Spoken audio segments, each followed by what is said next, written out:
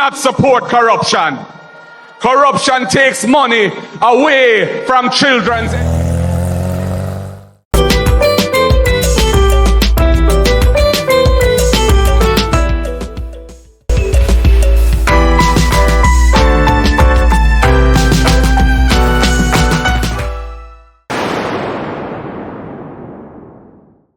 Forward to the avenue, loyal viewers and subscribers. Give thanks for life. Give thanks for your continued support. Today on the avenue, we will be looking at Prime Minister Andrew Holness' speech that he delivered in St. Catherine. Some people in this speech, Andrew Holness will be speaking about a lot of things. And basically, he's stating that the people who don't support the Jamaica Labour Party, they are bad mind and they are ignorant. Some people, from my knowledge and understanding and from a leader perspective, Andrew Holness is disrespecting the citizens of the country and he's forgetting what he has done over the years to hurt the people already. So coming now with all these political talks and trying to disrespect those who don't support his ideology is another downfall, Mr. Holness. Some people, that's my thoughts on it. Leave your thoughts and views in the comment section. Let us have that discussion. And if you are new here, forward to the avenue, don't forget to like, share and subscribe. Thank you very much. Let's get into it.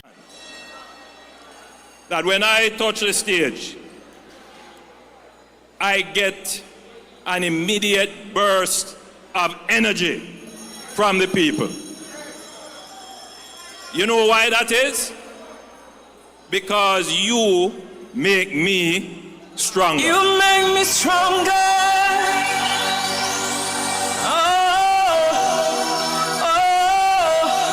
Oh, you make me stronger.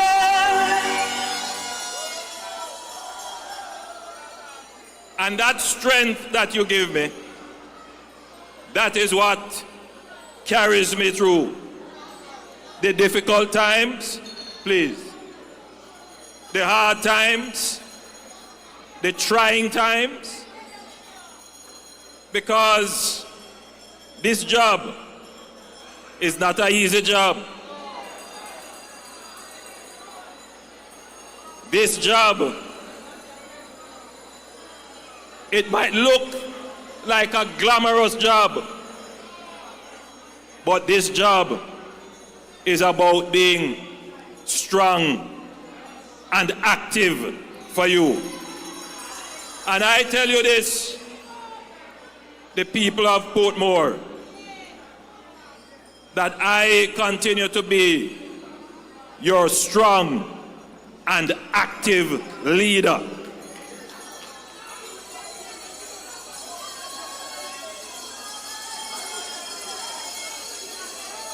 And you can see the strength of the Jamaica Labour Party. And you can see that for the first time in the history of Jamaica, the first time, you have a government going to face the people, and we can campaign on our achievements.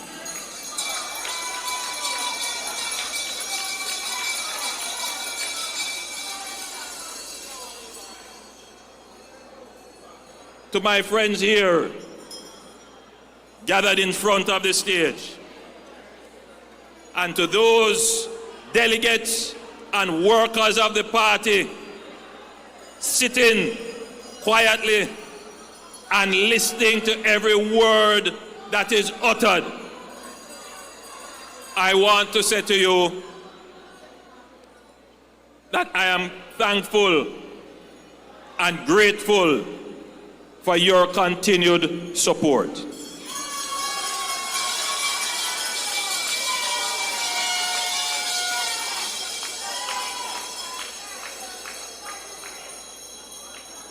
I want to say to you that all that we have achieved as a political party, it's because of you.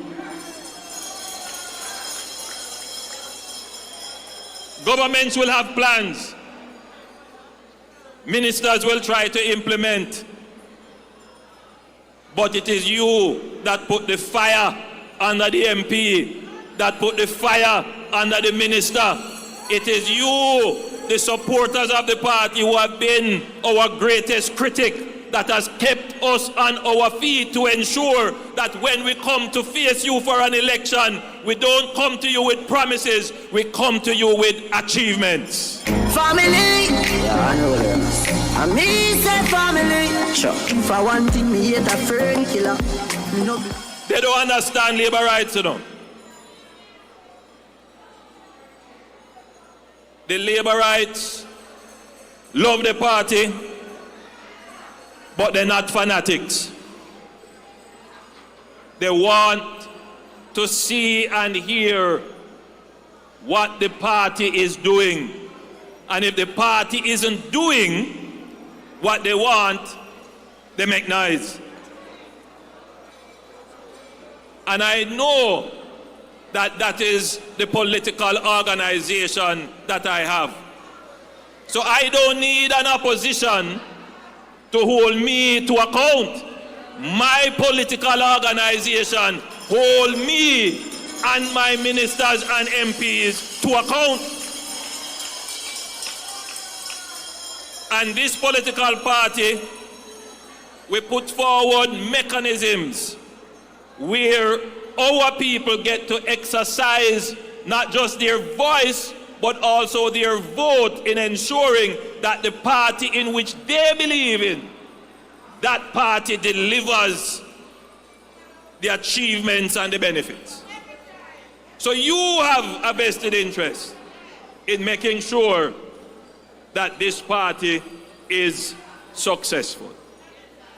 So when you come to these meetings, I never take it for granted that when we draw a big tune and we say something exciting and you say, shower, I never take it for granted that you leave here fulfilled or convinced with gimmicks. Because I know that the labor right is a thinking Jamaican. I know that the labor right analyze what we say. I know that the labor rights don't just come here for shower.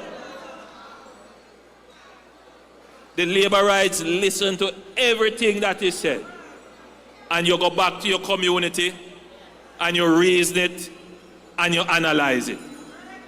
And that is why the lies of the PNP can never change a labor right. The lies of the PNP can never affect the mood of the Jamaica Labour Party. The lies of the PNP can never overcome the truth of the Jamaica Labour Party. Hold on, selector. Hold on, man.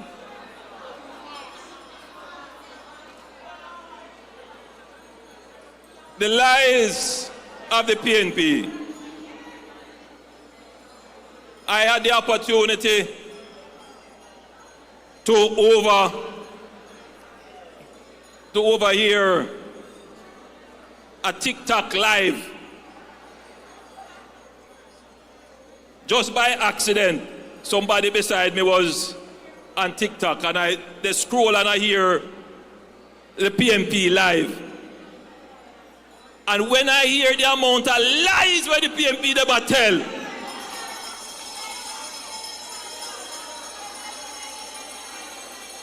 I said, God help us.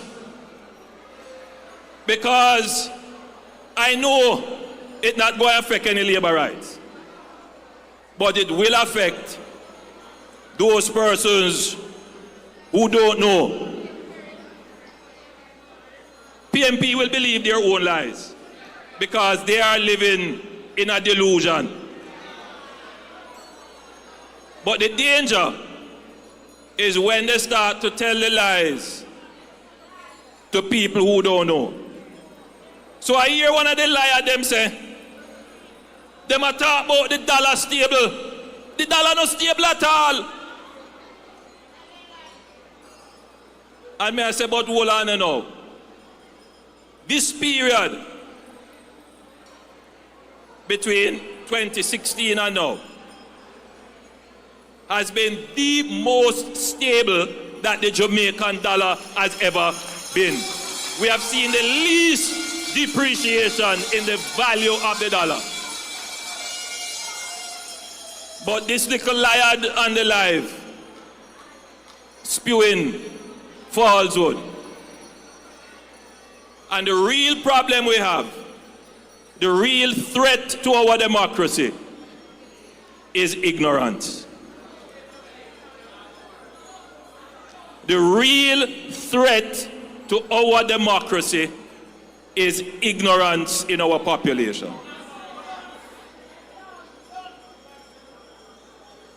People don't know.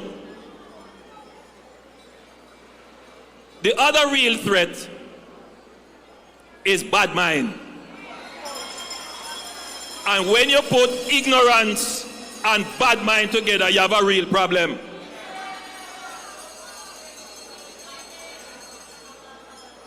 But as I said, the middle of Jamaica, the thinking Jamaicans, they see through the lies and they see through the bad mind. I want to give you a very quick example.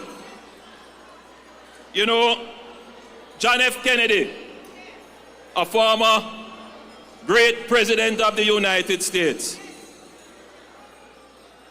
he is widely attributed to have said, "I dream of things that are not," and say, "Why not?" And others see things as they are and leave it. I came into politics to change things, to improve things, to make your life better in real ways. That's why I come into politics.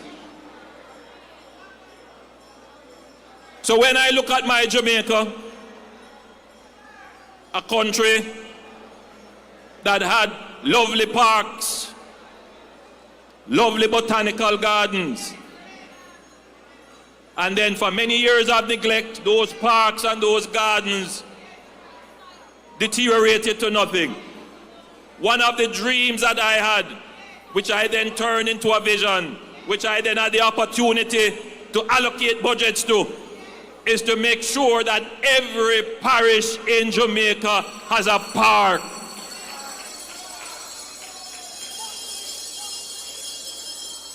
Not a park that you have to lock up and mad people take it over and all kind of foolishness happening in the park. A park where you can go and walk, go eat ice cream and sit down on the grass, go watch performance in the park, go do a little jogging. You can have recreation in the park. A whole heap of the lifestyle diseases that we have is because we don't have any plan, is that every parish must have a park. We built one in St. James and we call it the Harmony Park. The PMP then promised to build a park here. For how long? I come and I am building the park now. It's called the Resilience Park in Portmore.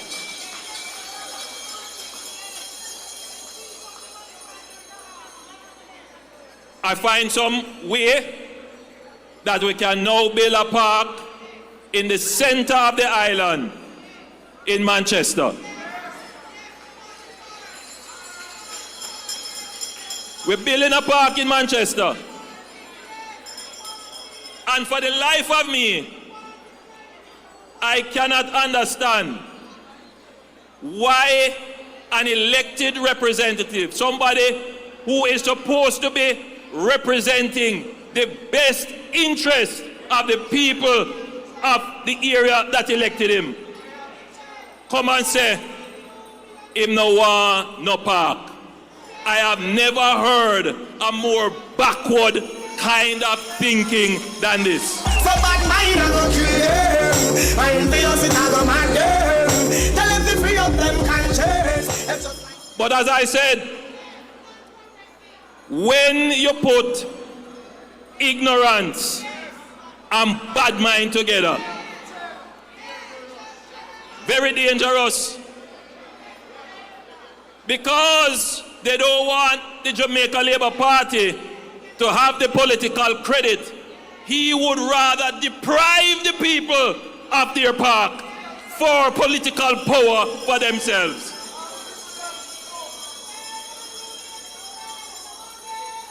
What kind of leadership is that? They don't choose you. They don't choose Jamaica. They choose themselves. They are only about power for themselves. Tell bad mind, people say Hold on, the selector. Me not rely upon music for rile up crowd, you know, boss. Me will tell you when. Watch me now. Watch me now. The history of the PNP and power would be analogous to you ever ride your bicycle or you drive a car and you see a dog just run out of the yard and run after the car, and when the car stops, the dog just stop and look on it.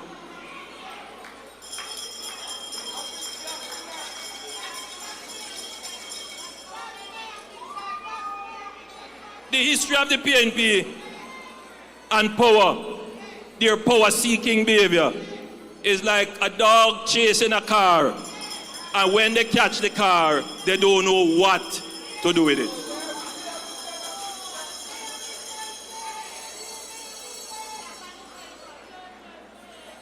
But that is not the only thing that is in the interest of the people that the PNP has sought to oppose and block.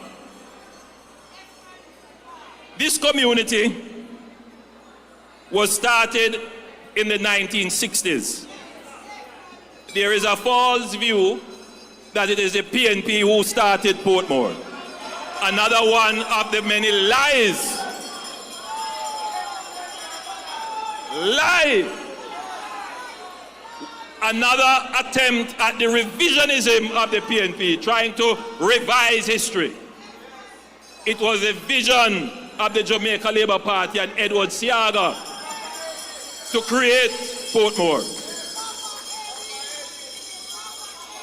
And its origins then were simple.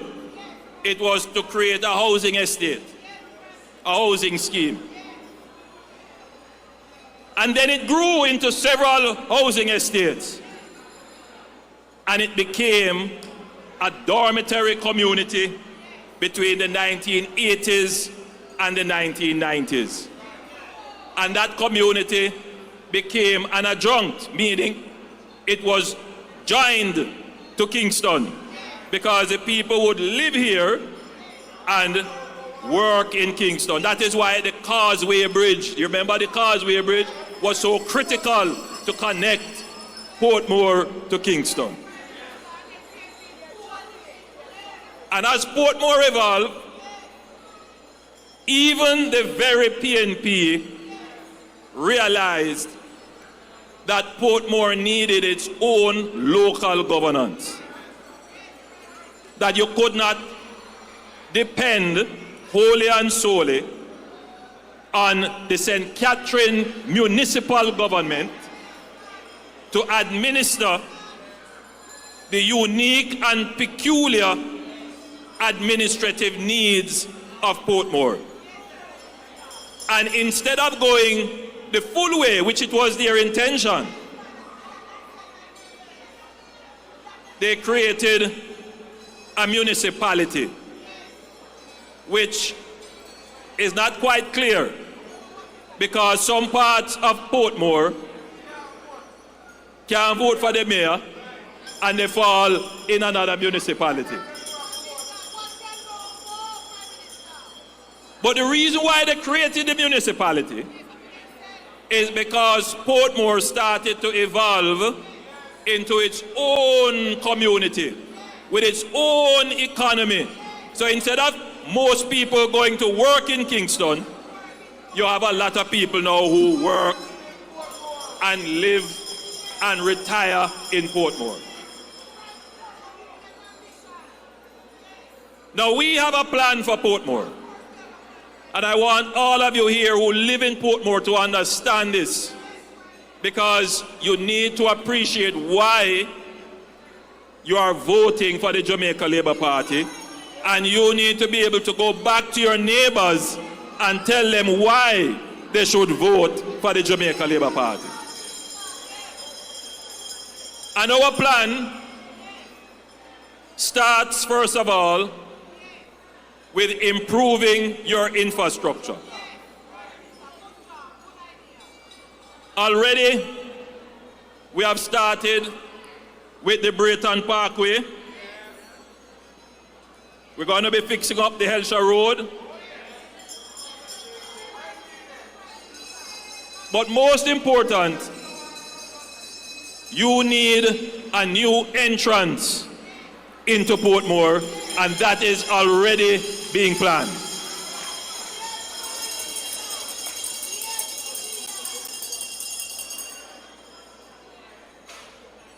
We have over 30 acres of land in Nago Head, and we are going to create the most modern tech park in Portmore at Nago Heads, and the Factories Corporation has already started the plans for that. When that is done, no idle boy and no idle girl going left in a Portmore. Believe me when I tell you, you already know that we have started the Bernard Lodge project, where 15,000 houses are going to be built. And I have news for you that between the UDC and the HAJ, another 3,000 houses are going to be built in Portmore. Houses for people who are our mechanics, our hairdressers, our factory supervisors, houses that you, the people, can afford.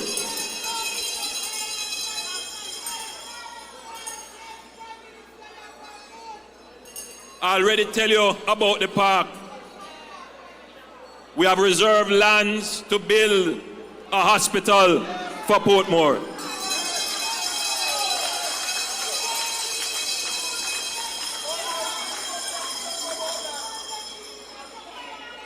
The only thing left now is for Portmore to take its rightful place with all these new investments and development as a parish. Let me say something about Portmore. The last official statistics say that there are about 200,000 persons in Portmore. 200,000. I took note of Andrew Wheatley's more generous statistic that there are almost 300,000. I am inclined to agree that it probably is a little bit more than 200,000 and just maybe under 300,000. But whatever it is, Portmore would be larger than the parish of St. Thomas, the parish of Hanover. It would be larger than St. Mary and Portland. No, hold on. Portmore would be larger than St. Lucia, Antigua, maybe a little bit larger than, no, maybe not. Grenada. The point I'm making to you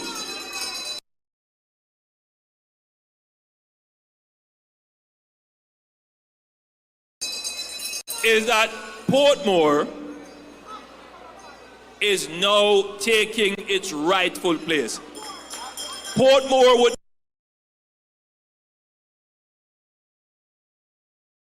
be the first.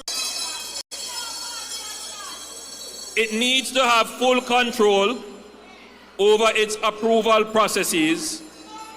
It needs to have full. That is all for now, my people. What is your thoughts and views on all of this? Leave your honest views in the comment section and let us have that discussion. And if you are new here, forward to the avenue. Don't forget to like, share and subscribe. Salute. Thank you very much. I'm out. Catch you in the next one.